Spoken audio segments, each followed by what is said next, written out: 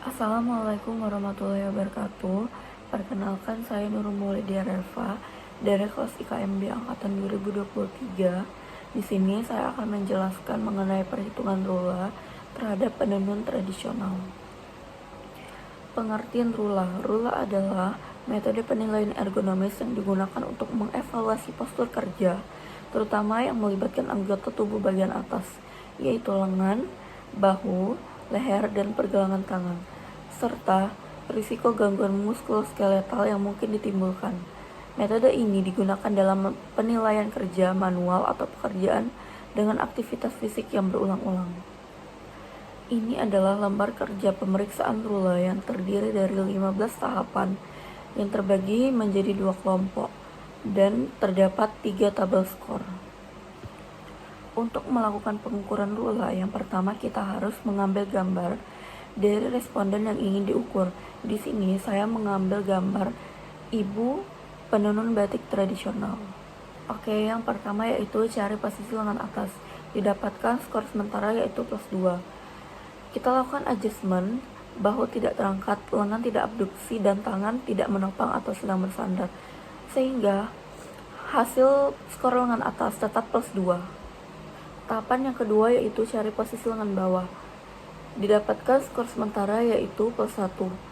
Kita lakukan adjustment, yaitu lengan tidak bekerja melintasi garis tengah atau ke samping tubuh, sehingga skor lengan bawah tetap pada +1. Tahapan ketiga, cari posisi pergelangan tangan. Didapatkan skor sementara yaitu +3. Kita lakukan adjustment, yaitu pergelangan tangan tidak ditekuk dari garis tengah, sehingga skor yang didapatkan tetap +3. Selanjutnya yaitu langkah 4, rotasi pergelangan tangan. Didapatkan skor sementara yaitu +2.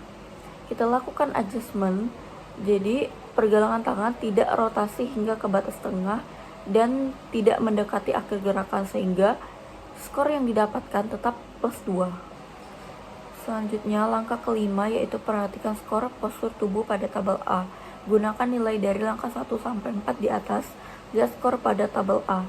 Jadi pada tahapan 1 posisi lengan atas itu yaitu +2, pada tahapan 2 posisi lengan bawah itu +1, pada tahapan 3 posisi pergelangan tangan yaitu +3, dan pada tahapan 4 rotasi pergelangan tangan yaitu +2. Sudah didapatkan pada tabel A, yaitu hasilnya adalah +4. Selanjutnya langkah 6, tambahkan skor penggunaan otot. Jika postur statis atau aktivitas dilakukan secara berulang lebih dari 4 kali per menit, yaitu skornya +1. Oke, selanjutnya tahapan ke-7, skor tenaga atau skor beban. Jika beban kurang dari 2 kilo adalah +0, jika beban 2 kilo hingga 10 kilo adalah +1, jika beban 2 kilo hingga 10 kilo adalah +2, dan jika lebih dari 10 kilo berulang atau terguncang yaitu +3. Dapatkan hasilnya yaitu 0.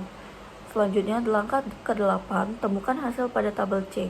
Tambahkan nilai dari langkah 5 sampai 7 untuk mendapatkan skor lengan dan pergelangan tangan. Oke, jadi langkah kelima yaitu didapatkan skornya yaitu +4, langkah ke-6 yaitu +1, dan langkah ke-7 adalah 0, sehingga skornya adalah +5. Langkah ke-9 yaitu cari posisi leher. Didapatkan skor sementara yaitu +2. Kita lakukan adjustment, leher tidak berputar, leher tidak dimiringkan, jadi hasilnya tetap +2.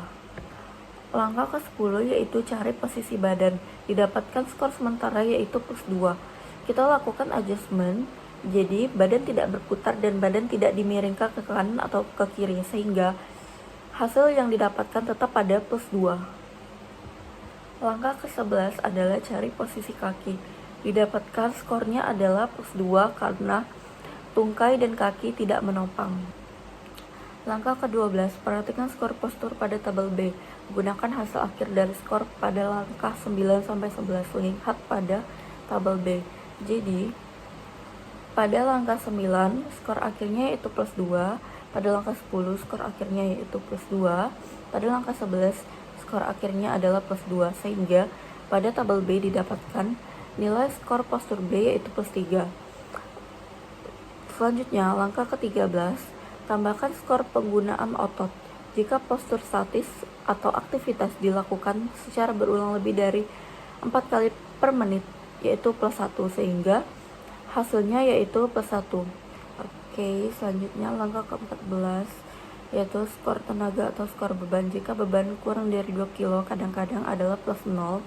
Jika beban 2 kilo hingga 10 kilo, kadang-kadang +1. Jika beban 2 kilo hingga 10 kilo tetap atau berulang, yaitu +2.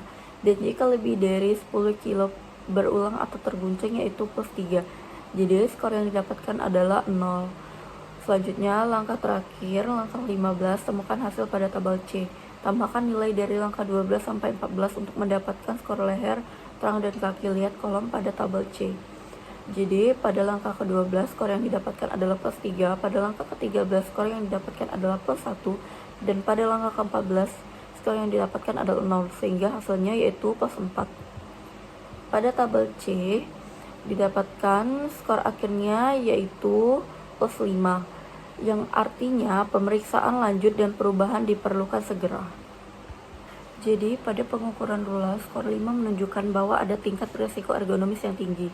Skor 5 menandakan bahwa postur tubuh, gaya yang digunakan, atau frekuensi gerakan penenun berada pada posisi yang dapat menyebabkan ketegangan atau gangguan muskuloskeletal jika tidak diperbaiki.